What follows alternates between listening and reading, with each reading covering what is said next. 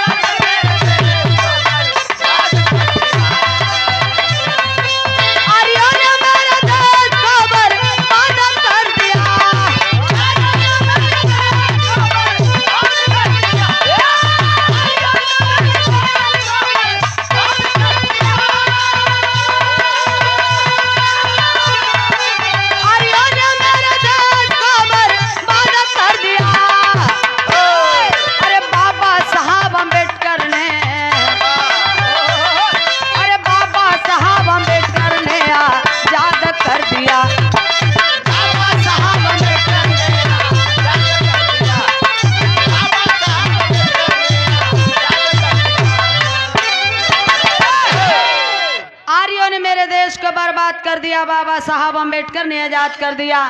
जैसे बाबा साहब ने लिखे संविधान, सब माने बराबर विधान माने नियम कानून, जिससे ये मेरा देश चल रहा है संविधान से, उसी प्रकार संविधान के पहले मनु ब्राह्मण द्वारा मनुस्मृति मनु विधान बनाया गया, उसमें कानून लिखा गया।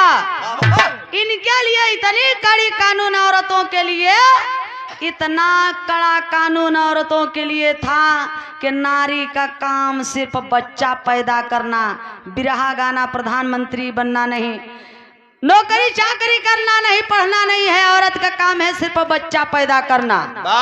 वो कैसे हो? पति से न पैदा होई, बात है देवरे से, एनहू से न पैदा होई, बात है जेठौते से, ओनहू से न पैदा होई, है ससुरे से, ओनहू से न पैदा होई, ये सब गांव वालन से, एनहू सबसे ना होई। तब बात हमसे मिले। ए बाबू, यह मनुस्मृति का कानून कह रहा है कि नारी का काम है सिर्फ बच्चा पैदा करना या और कोई काम नहीं है।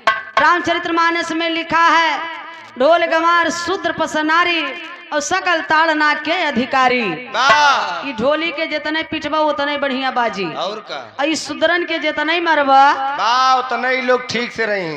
अच्छा, मेहरारून के जितना ही पिटबा उतना तेनहने लाइन पे रही। ये हम थोड़ा कहते तुलसी दुबे से जाके मिल ले हो। ए भैया, आखिरकार में हम शूद्र हैं, चमार हैं, पासी हैं, मुसहरा हैं, कहते हैं भैया कि हम शूद्र हैं, दलित हैं। आखिरकार में जे सिंह लिखा था नमवा के अगवा, आखिर वो सोचत बा हम बहुत बढ़ जाते हैं। हमारा 85 मूल निवासियों का पूरा औकात मनुस्मृति में लिखा गया है। कोई पोल कपोल किस्सा कहानी नहीं है। वो देखे इतिहास ही राजनीति की जननी होती है। History the mother of politics and movement is the father of politics. जब तक हम आप इतिहास नहीं जानेंगे लड़ाई कैसे लड़ेंगे। मनुस्मृति में लिखा है, क्या लिखा है हम लोगों का औकात कहा नाम है। ए बाबू, ये इतना ही नहीं, मनुस्मृति में लिखा है क्या, अहिर गड़ारम शूद्र चमारम बिना गुनाहम पंच पनाहम। अहिर गड़ारम शूद्र चमारम बिना गुनाहम पंच पनाहम। अहिर गडरिया चमार मुसहर पासी धोबी धैकार शर्मा वर्मा पटेल बिंद भूमियार, जितने 85 मूल निवासी है, इन्हें सभी लोग शूद्र हैं। शूद्रन के सवेरे सवेरे 5 जूता मारे चाहे बिना गुनाह का, नाश्ता के रूप में। अब बाबा साहब ना पैदा भवा होते भैया हर, तो 5 जूता रोज मराई तीजा। 5 जूता तो हो मरा, तू 5 जूता न मराते जो मुड़ी लटका के बैठा है। धन्य है बाबा साहब, ये मौलिक अधिकार मिला। आज जो सूरज यदुवंशी जी के ऊपर देखा था कुर्ता पैजामा हीरो बना है, सरो सरगम के वस्त्र देख रहे हैं, ये संविधान की देन है, मौलिक अधिकार मिला, भाषण देने का अधिकार, चुनाव लड़ने का अधिकार, वोट डालने का अधिकार, नया नया कपड़ा पहनने का अधिकार, धन दौलत रखने का अधिकार, बिरहा गाने का अधिकार, दारू पीने का अधिकार। हाँ, ये कौन संविधान में लिखा है? बीसन जूता मारा तो मनुस्मृति लागू करबे करे। ए बाबू, आखिरकार में देखा है हम जिनको देव देवता कहते हैं। आइए एक लाइन तर्ज लगल मास्टर, कैसे?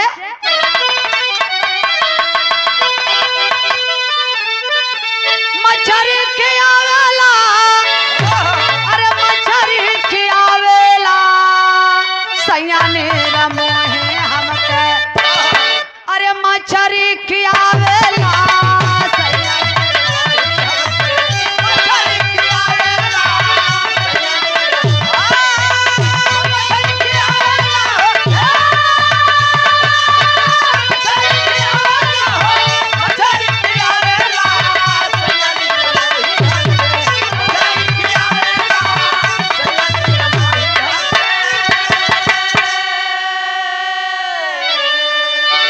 लेकिन हमारे मूल निवासी भारतवासियों के लिए भैया हाथ जोड़त है, रिक्वेस्ट करत है भैया, बात न हो, लेकिन बस 10-15 मिनट और कवि जी भाव लिखे हैं क्या? सात प्रिय देशवासी, अरे बहुत ही सतावेला, बनी देवी देवा पापी, अरे यागिया लगावेला, बनी देवी देवा पापी,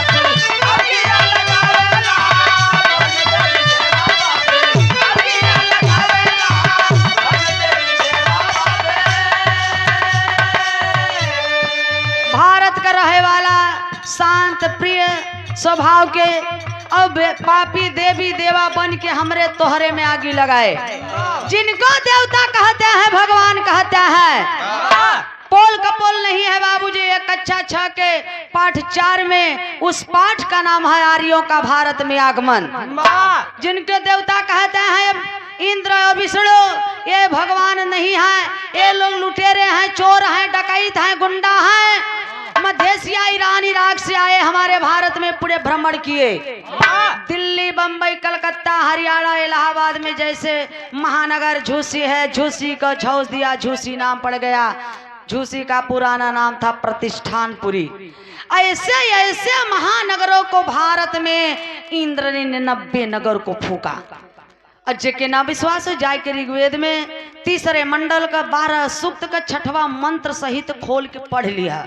और मंत्र का लिखा हुआ संस्कृत में। ये संस्कृत प्रधान जी हम लोगों की भाषा नहीं है, हम लोगों का तो पाली भाषा है। देख लीजिए तथागत गौतम बुद्ध जी जो उपदेश दिए हैं, जो लिखे हैं, वो पाली भाषा में लिखे हैं। उस पाली भाषा को ये ब्राह्मण कन्वर्ट कर दिए, जो कथा सुनाते हैं उनको कन्वर्ट कर दिए, उसको संस्कृत में कर दिए। अब संस्कृत में कर दिए, हमें तो पता ही नहीं बा कि गरियावत है, इनके आशीर्वाद देते हैं।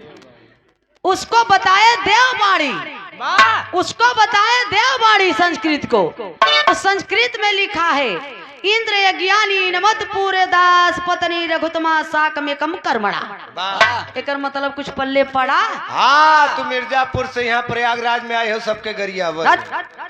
एकर मतलब इंद्र यज्ञानी ने 90 नगर को फूका। 90 नगर के बीच में एक रघुतमा नाम की दासी थी। उस दासी को इंद्र ने अपनी पत्नी बना लिया। इतिहास उठा के देखिए, जितने भी आक्रमणकारी आए, भारत को लूटने आए, ये कौ मेहरारू लड़का नहीं लेके आए, बाहने सारे कुल रणुई आए रहे। अरे बाप, इसलिए डीएनए के ऊपर बनारस के धरती पर जन्मे कबीरदास जी कितने बड़े विद्वान थे, जो बाबा साहब के पास 32 डिग्रियां 9 भाषा के ज्ञाता बाबा साहब अपना गुरु माने। डीएनए के ऊपर कबीरदास जी लिखे, पहिर जनेऊ जो बाभन होना, मेहर क्या पहिरायो, घर की सुदरन भोजन पर से तू पंडा क्यों खायो। हम ना कबीरदास जी कहते हैं, अरे ब्राह्मण तूने गाय खा लिया, जनेऊ पहन लिया, पक्का बाभन हो गया, और घरमा जौन भोजनमा परोसता ऊ तो सुधरई के सुधरई रह गई, ओ के का पहनाया। आज भी वही पुरनिया कहथिन कि यार लड़किन का कौनो जात नहीं होते, कौनो बियादर रहे बियाह कैला। ए बाबू आखिरकार में मूल निवासी लड़ाकू थे हमारे। वाह उस समय जात पात नहीं था, वाह फूट डालो राज करो, वाह हम लोगों को बांटे, फूट डालो राज करो। Divide and rule. कैसे बांटे भैया, कहना में मास्टर। मूल निवासी लेके भागा अपना परान हो,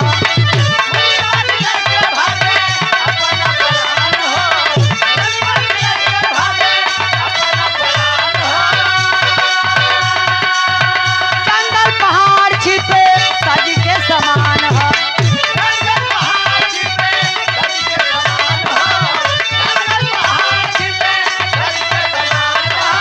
बने आदिवासी वाला, बने आदिवासी वाला, मनुष्य कहावेला बन देव देवा पर। ए बाबू जो लड़ाकू थे कि राणा प्रताप की तरह घास की रोटी खा लूंगा, वाह लेकिन आए विदेशी, ओए! अरे इंद्र विष्णु ओए! तुमको कभी देवता नहीं मानूंगा, वाह! पूजा पाठ नहीं करूंगा, वाह! गुलामी कबूल नहीं करूंगा, भाग जाओ विदेश।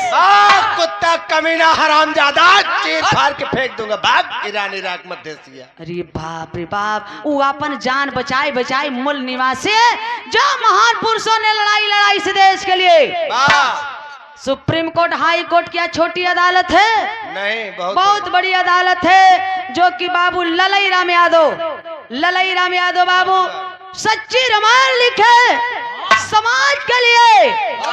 बाहर है हमारे बड़े भाई डॉक्टर लक्ष्मण यादव जी, देवरिया के प्रोफेसर चंद्रभूषण यादव जी किताब को लिखे, समाज के लिए लिखे कि समाज मेरा अब से भी जागे और जागरूकता लोगों के अंदर दे और अंधविश्वास से दूर रहे। ए बाबू आखिरकार में हम लोगों को देखा है 6743 जातियों में बांटे। अब जो लड़ाकू लोग थे महान पुरुष, उस जंगल में जान बचाए के छिप कर हैं, तो जंगलवा में जे रही तो पेटवा जब जरे लागी तो जौने पई है तो वही खई है ना। आ लीलगाय खाए कच्चर, खरगोश खाए, मूस खाए, खेचुहा खाए, तो एक इंद्र विष्णु का कहें, ई दैत है, ई असुर है, ई राक्षस है, ई बनमानुष है, ई शैतान है। ऐसे हमारे आपके पूर्वजों को संबोधित करते थे।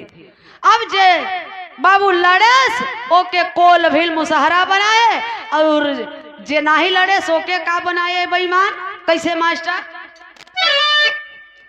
डॉक्टर ज्वाला सिंह यादव झूसी से जेसीबी वाले मालिक करे 2-4 ठे और जेसीबी आ जाए, कोर्ट कर नमन है, सादर चरण स्पर्श है। कहा बाबे पोपलैंड ले ले भैसे समर्पित जवान भैले देशवासिया,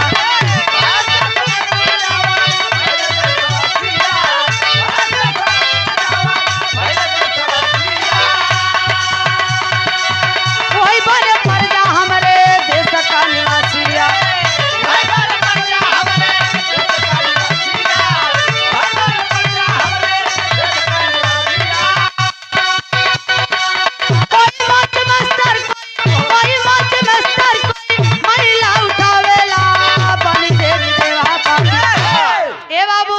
तने ना भय माने डर, जे डराए गए कि हम तोहार पूजा पाठ करब, देवी देवता मानब, गुलामी कबूल करब, हमें मार के भगावा मत। ओके प्रजा बनाए। प्रजा कैसे बनाए? चल तो हमार जूता सिव आजू से, तो चल आजू से तो हमार जूता सिव, चल तो पानी भर, आज उस तक कहाँ रहे, चल तो जूता सिव हमार, आज उस तक चमार है, चल तो गैया भैंस पाल, आज उस तक अहिर यादव है, अहिर यादव है तो का करी, लेकिन शूद्र है, इसलिए कि तो गाय भैंस पाल, घी दूध लिया हम दे, और माठा तो नहीं पिया। माठा मराई जात है तो में कोनो विटामिन बचत है? सारा मलाई तो खत्म। केवल माठा एक ही कामे आवत है कि ठंडई बदे। जब गर्मी आ जाए तो चौराहे पर पहुंच जही के एक गिलास लस्सी माठा मिल जाता है, पी ले तो पेटे में ठंडई आ जाती। हमारी समाज ठंडई के चक्कर में माठा पियत पियत ठंडा के ठंडई रह गए, कहियो गरमावे नहीं भैन। और जे गरमान बा उ बेईमान सरकार ले ले सीबीएम में घोटाला कई के। हाँ तो और माठा पिए जा ठंडा नहीं रही जा बा घबरा जी आजू से दूध पिए 5 मिनट में नेटवर्क बताए 27 में उलट पलट दे साइकिल ले आई देव घबरा जी। बाहर अखिलेश भैया जब जागो तभी सवेरा, इसीलिए अखिलेश भैया ने कार्यालय पर लिखवा दिए काहे 85 आए मूल निवासी, गर्व से कहो आए ओबीसी, गर्व से कहो हम शूद्र हैं। बस बस ऐसा ही नहीं लिखवान, जब उनकर कुर्सी धोआन तब लिखवान, ज्ञान प्राप्त है। धन्य है हमारे अखिलेश भैया के लिए जोरदार आप लोग ताली बजा के सम्मान कर दीजिए, क्योंकि समाज में इतना जागरूकता ले आए कि धरती पुत्र मुलायम बाबूजी इस दुनिया से जब गए तेरे ही तक नहीं मनाए, क्योंकि तेरे ही का मतलब जानते हैं ये पाखंडवाद है। तेरे ही का मतलब ब्राह्मण भोज होता है, ब्राह्मण का जितने सेवा कई दी है गोड़ दबाई दी है समझ ले अपने बाऊ को करत है।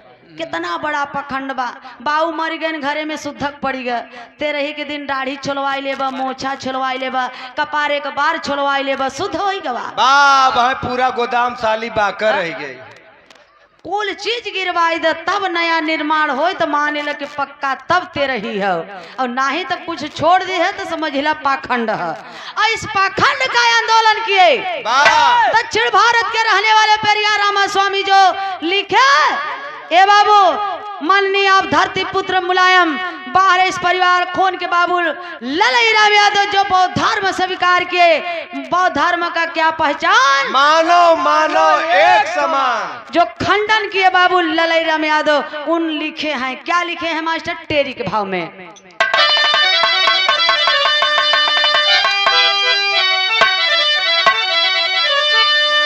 इलाहाबाद के देखें एक कैलाश दादा गायन जब वो गावत रहे ना, हाँ तब तक तू अपने मम्मी के पेटे में गाना सीखत रहो। तुम्हें कैसे पता, अब तहार चच्चा बताओ तरह एक दिन, बड़ा चूती आदमी है यार। तेरी के भाव मास्टर कैसे,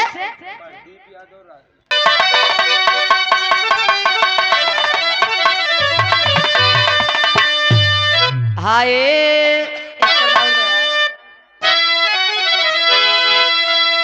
हाय मोरे राम